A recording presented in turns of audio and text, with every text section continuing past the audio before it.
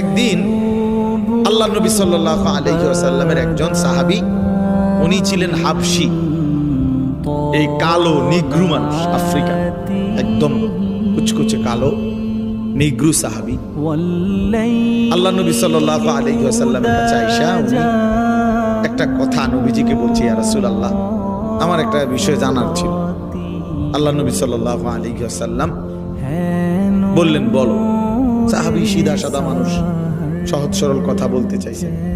মুমিনের সিফাত এটা, মুমিন আল মুমিনু গিররুন কারীম, মুমিন সাদা সিধে হয়, মুমিন ভদ্র। আল্লাহ রাসূল সাল্লাল্লাহু আলাইহি ওয়াসাল্লাম লা ইয়াখদাউ ওয়া লা ইউখদাউ, মুমিন কাউকে ধোঁকাও দেয় না। নবীজি বলছেন মুমিন ধোঁকাও খায় না, এত বেকুবও না যে তাকে কেউ ধোঁকা দিবে, আবার এত বাটফারও না যে সে অন্যকে ধোঁকা দিবে।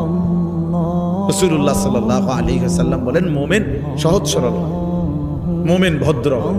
ঈমান নবীজি বলছেন ফা উহিব্বু আন আকুনা কারীমান মাগলুবান, আমি হেরে গিয়েও ভদ্র থাকতে চাই, প্রয়োজনে হেরে গেলাম কিন্তু আমি অভদ্র হতে চাই।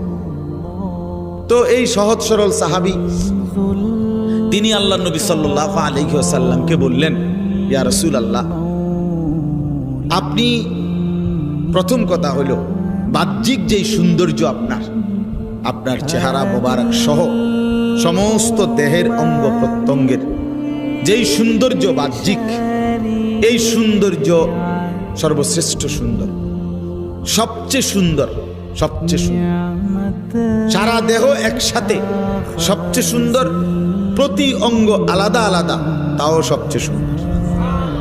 তো আপনি সবচেয়ে সুন্দর, সর্বশ্রেষ্ঠ সুন্দর, আর আমি কুৎসিত কালো। কাজেই বাহ্যিক সৌন্দর্যের বিবেচনা